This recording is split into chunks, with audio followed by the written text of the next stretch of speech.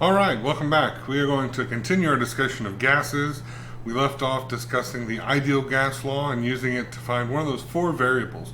Remember, for gas systems, we have pressure, P, volume, V, the number of moles, N, and the temperature, T. And that temperature has got to be in the unit of Kelvin. We tie all those together with the ideal gas law constant, or just the gas constant, R. 0.0821 liter atmospheres per mole Kelvin. So those are the units that we have to use for an ideal gas law problem. Last time we left solving for just one of those four variables. Now we're going to shift gears a little bit and use the ideal gas law, still only solving for one of those variables, but looking at it from two different situations. Looking at sort of a beginning and an ending, an initial and a final, and learning how things change over time. So here's our problem. We have a small bubble that rises from the bottom of a lake where it's cold and a lot of pressure at the bottom of the lake, so 8 degrees C and 6.4 atmospheres. It rises to the surface of the lake, 25 degrees C and 1 atmosphere.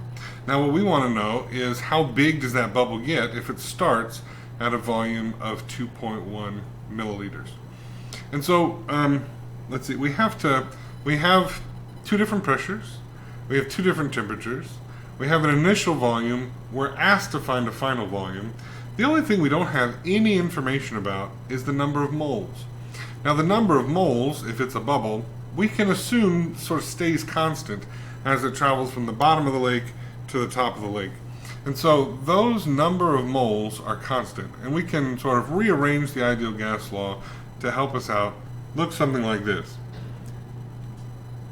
If we know that PV equals nRT, we can rearrange this to get that gas law constant, R.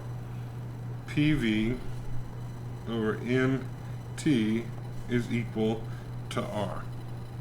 Now, if R is a constant, that means that PV over NT has to equal R. Well, that must be true for every condition, not only the initial condition, but also the final condition. And so we can sort of think about this as, I'm going to change colors here, PV over NT equals R, but that R is also equal to P2 V2 over N2 T2. And so let's rewrite this. P1 V1 over N1 T1 is equal to P2 V2 over N2 T2.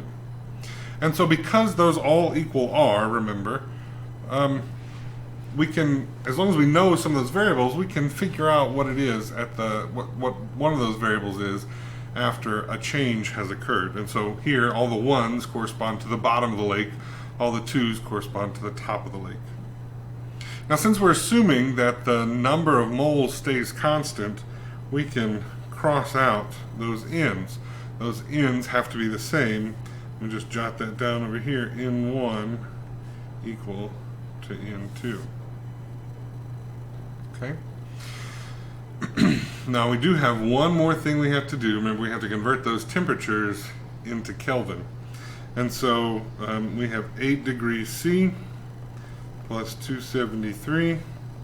Give me 281 Kelvin. We have 25 degrees C plus 273, gives me 298 Kelvin. Okay, so those are our temperatures for T1 and T2. So let me go up here. Again, I'm going to circle all of the T2s in blue. So there's my T2, sorry, there's my T2, there's my P2, and I'm solving for the final volume. That's my V2. In red here, I'll give you T1, P1, and V1. Right? We'd have to plug those in and do a little bit of math. So we have the initial pressure, 6.4 atmospheres, times the initial volume, 2.1 milliliters, divided by, now we don't need number of moles, remember we crossed it out, and so we just need the temperature in Kelvin, 281 Kelvin. we're going to set that equal to our P2, 1 atmosphere, our V2, well that's our unknown, that's what we're solving for, divided by our T2, 298 Kelvin. I'm going to go ahead and write this down on the next slide, just so that we have it down pat.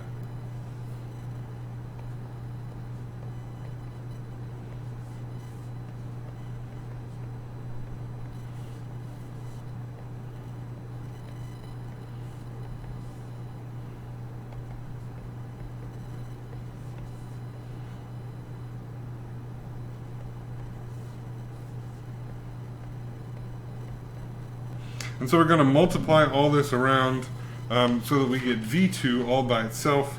When we do that, we get V2 is 14 milliliters.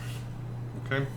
So our bubble, as it reaches the top of the lake, has a volume of 14 milliliters. Generally speaking, the equation P1V1 over N1T1 equals P2V2 over N2T2 will always hold true as long as we're talking about ideal gases.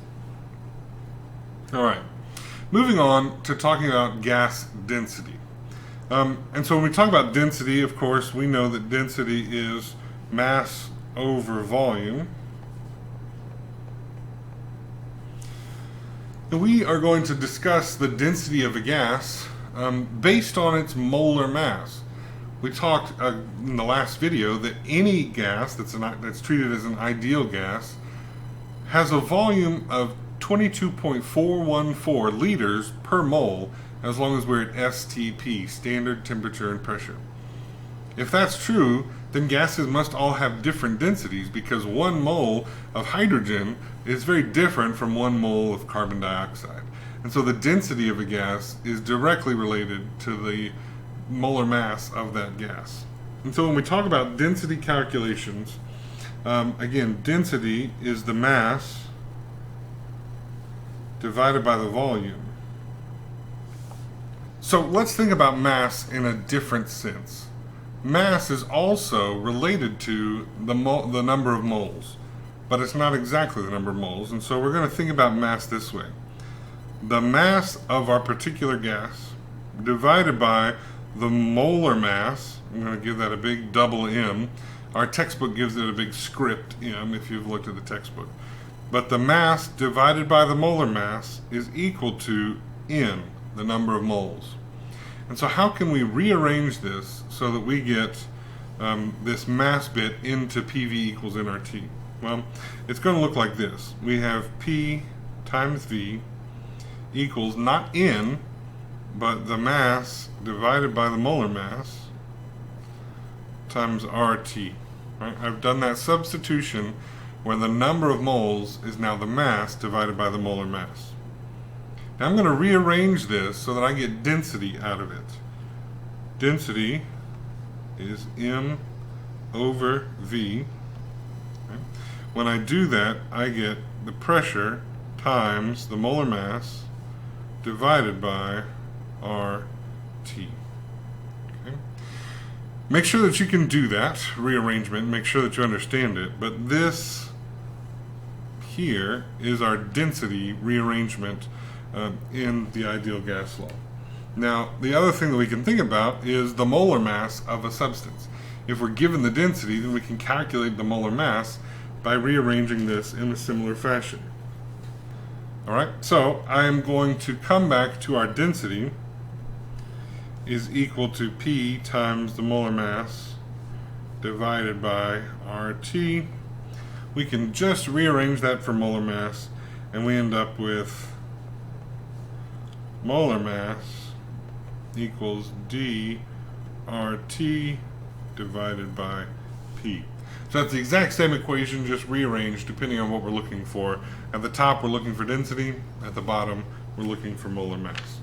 And so let's do a problem with this. We have a green-yellow gaseous compound that is composed of chlorine and oxygen with a density of 7.71 grams per liter at 36 degrees C and 2.88 atmospheres.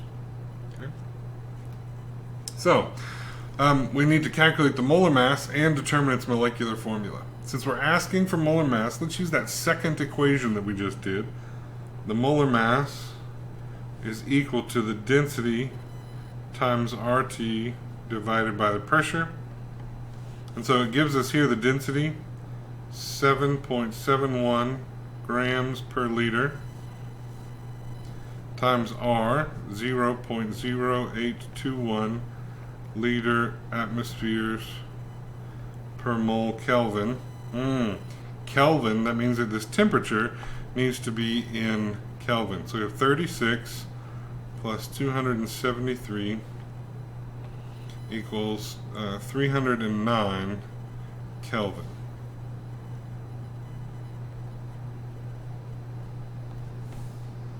Divided by our pressure, 2.88 atmospheres. Alright, when we do all those calculations, we end up with a molar mass of 67.9 grams per mole. Let's look at those units and make sure they cancel. We have atmospheres in the bottom and atmospheres in the top. We have Kelvin on top, and this Kelvin is really in the denominator, and so they cancel.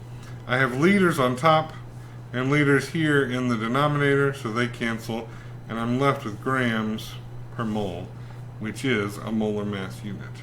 Okay?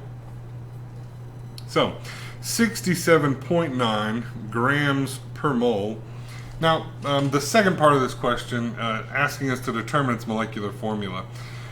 This relies on your knowledge of the periodic table. If we look at the periodic table, the molar mass of chlorine is 35.45. This question is basically asking you to use your chemical intuition to know that it can't be more than one chlorine, because it's not more than 2 times 35.45. That's more than 70 grams per mole, and here we have 67.9 grams per mole. So, when there's got to be one chlorine, that's 35.45. And I have how many oxygens? Well, if I do one oxygen, that's 16.00.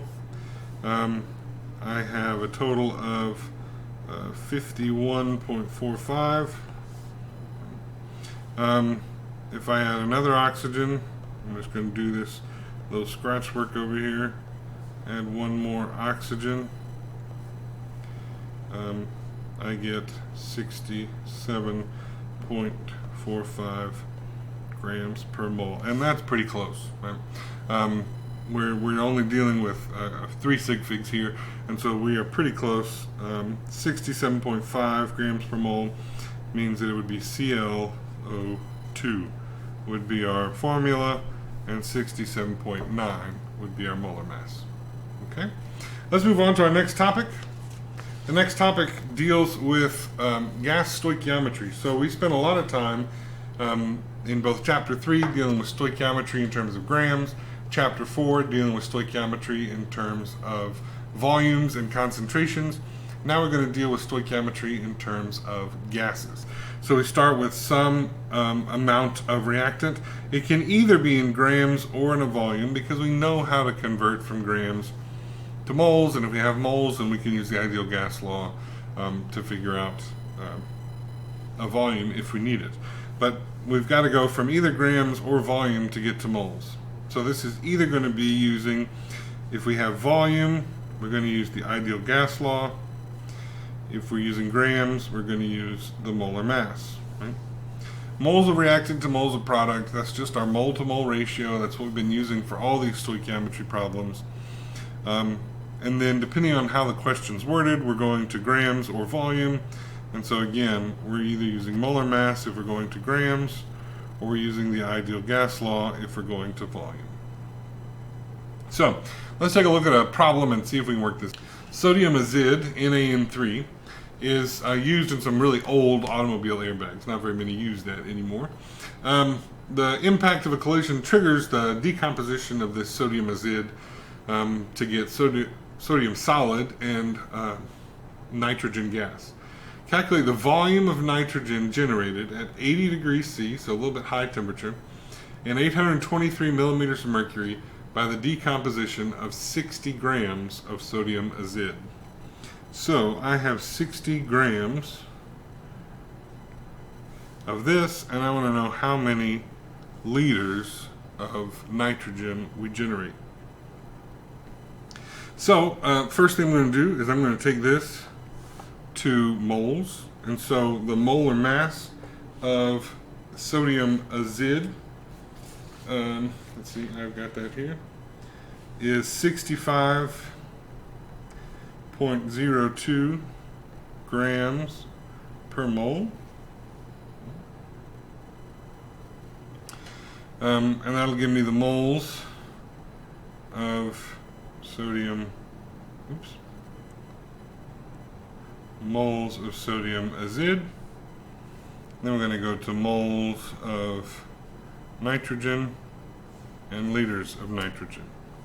And so 60.0 grams of NaN3 times 1 mole of NaN3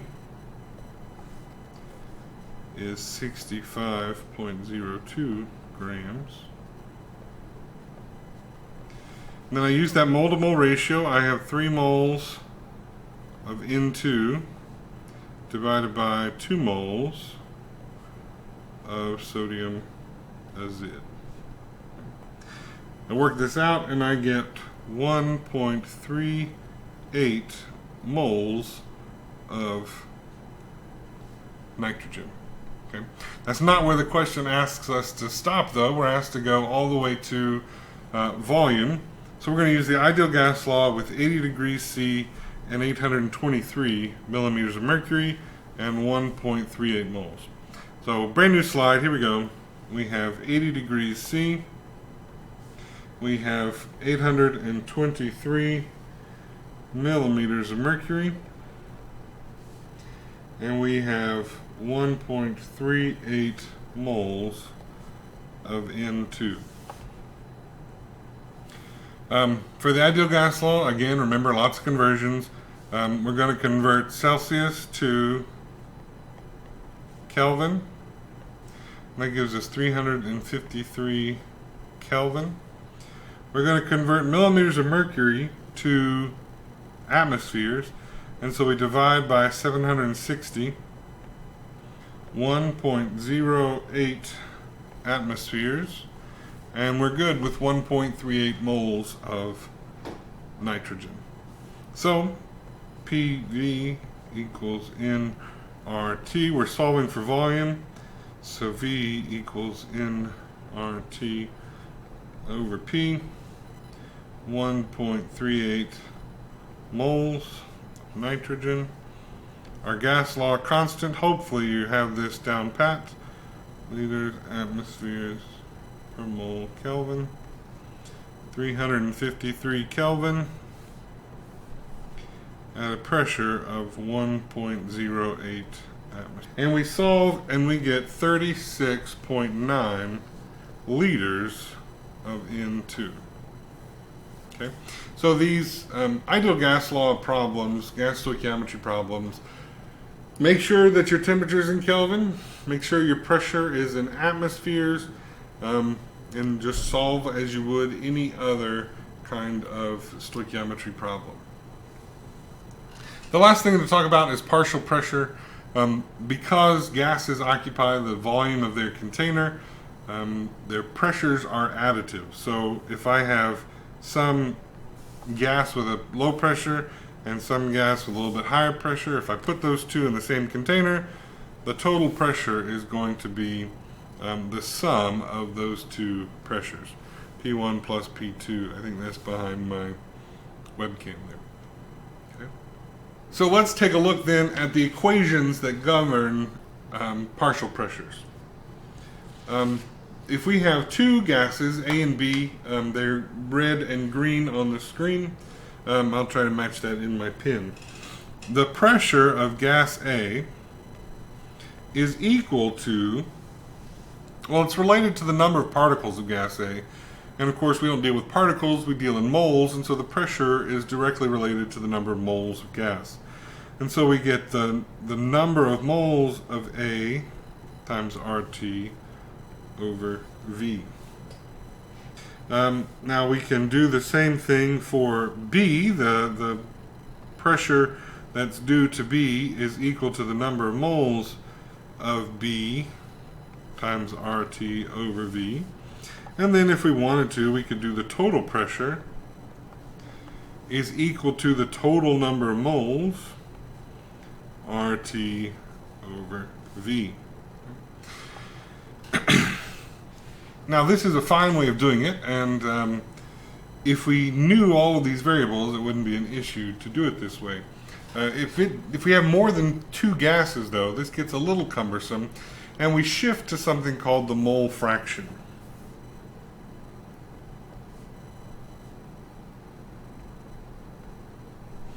Now the mole fraction is given the Greek symbol chi, which sort of looks like a curvy X. And chi for gas A, oops, let me switch to red.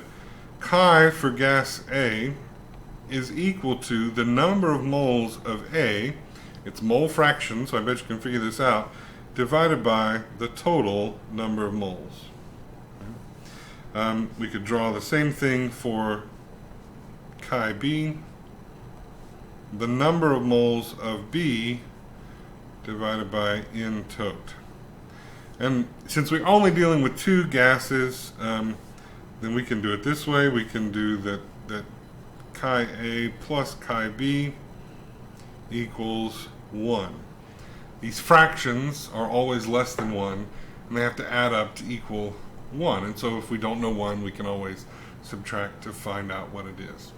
So we use this mole fraction by knowing that it's related to the pressure of each gas and the total pressure. So the pressure of gas A is equal to the mole fraction of gas A times the total pressure. Okay, let's do a problem.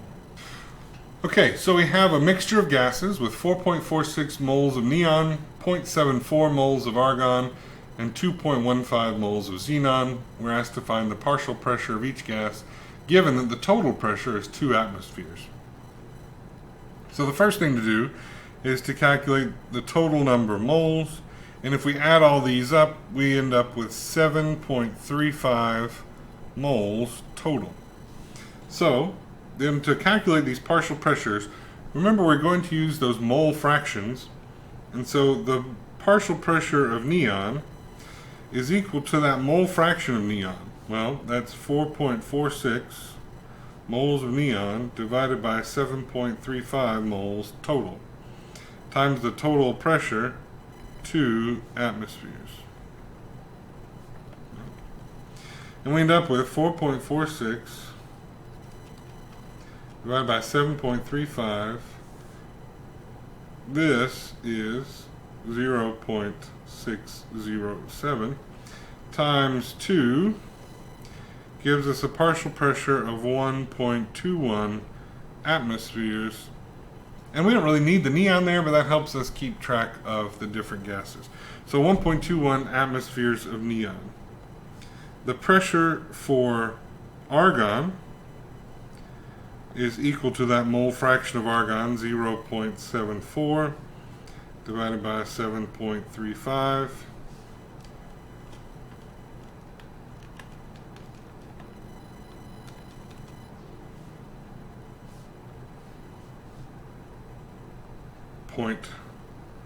.101 times 2 atmospheres gives us a partial pressure of 0.201 atmospheres for argon. For the partial pressure of neon, I'm just going to do the shortcut method because I know that my total pressure is 2 atmospheres. The partial pressure for neon, 1.21, partial pressure for argon, 0.201, and so I end up with a partial pressure for xenon of 2 minus those, and so I end up with 0.589 atmospheres of xenon. Okay? The last part of Chapter 5 is the kinetic molecular theory for gases and real gases, and that'll come in our third video installment. Take care.